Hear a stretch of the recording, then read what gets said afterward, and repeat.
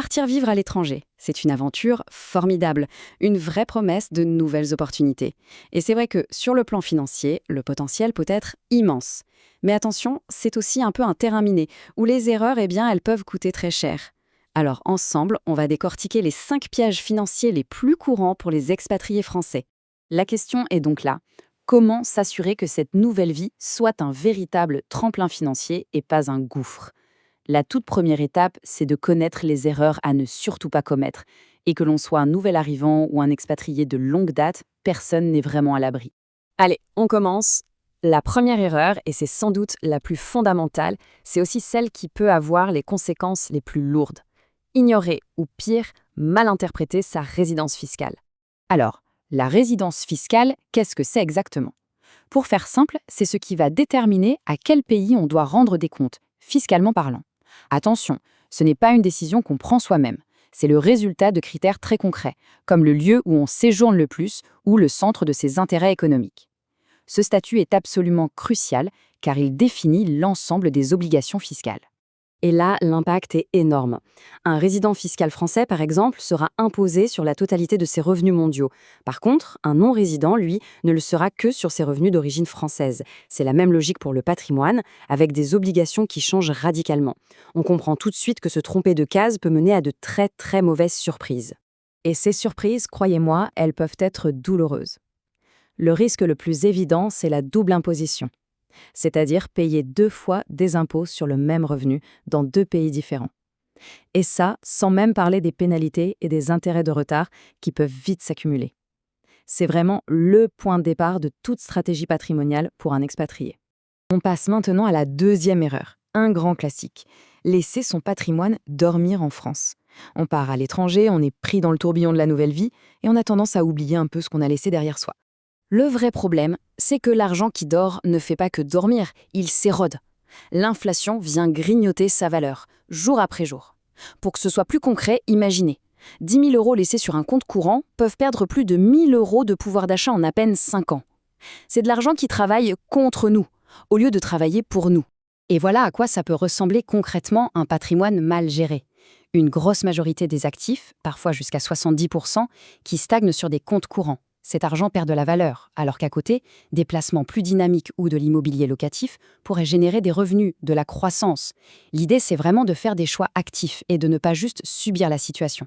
La troisième erreur est un peu plus subtile, elle est comportementale. C'est cette tendance qu'on a tous à copier ce que font les autres expatriés autour de soi, sans forcément se poser les bonnes questions pour sa propre situation. Ce point est absolument essentiel. Une stratégie patrimoniale, c'est comme un costume sur mesure. Elle doit être parfaitement ajustée à une situation personnelle. Ce qui marche pour un collègue ou un ami à Dubaï ne sera probablement pas adapté pour quelqu'un qui vit à Singapour, avec une famille et des objectifs complètement différents. Et c'est logique en fait. Est-ce que la situation familiale est la même? Le pays de résidence, avec sa fiscalité propre, les objectifs de carrière, l'horizon de temps, la tolérance au risque. Chacun de ces éléments est unique. Les ignorer, c'est un peu comme essayer de naviguer avec la carte de quelqu'un d'autre. On est quasi certain d'aller droit dans le mur. On enchaîne avec la quatrième erreur, qui est un pur manque d'anticipation. On planifie très bien le départ, on gère le quotidien à l'étranger, mais bien souvent, on oublie de préparer l'après, la fin de l'expatriation. Le parcours de l'expatrié suit souvent le même schéma un peu classique. Le départ est super bien préparé. Pendant l'expat, on gère les finances comme on peut. Mais le retour, qu'il soit en France ou ailleurs, ça reste le grand angle mort du projet. C'est vraiment l'étape qu'on oublie de planifier. Or, un retour qui n'est pas préparé peut vite devenir un véritable casse-tête. Il y a des implications fiscales importantes quand on change de résidence, des décisions cruciales à prendre sur les actifs détenus à l'étranger. Bref, anticiper permet de lisser toutes ces complexités et d'éviter des coûts totalement inutiles. Et nous voilà à la cinquième et dernière erreur, qui est en réalité la solution à beaucoup des problèmes qu'on a vus. Ne pas prendre le temps de faire un véritable bilan patrimonial.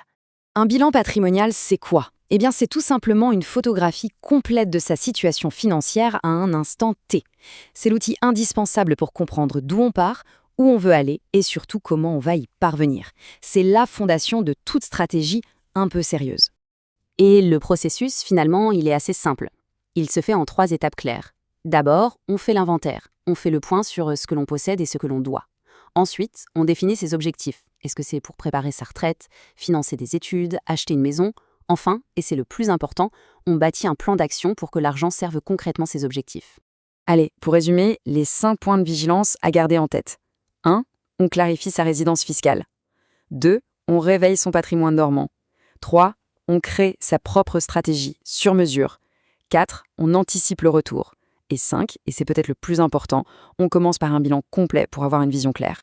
Et on termine avec la question qui compte vraiment. Au-delà de toutes les erreurs techniques qu'on peut éviter, le véritable enjeu, il est là. Est-ce qu'on arrive à construire une stratégie financière qui soit non seulement performante, mais qui soit surtout le reflet d'un projet de vie unique, celui de l'expatriation? C'est une réflexion que chacun doit mener.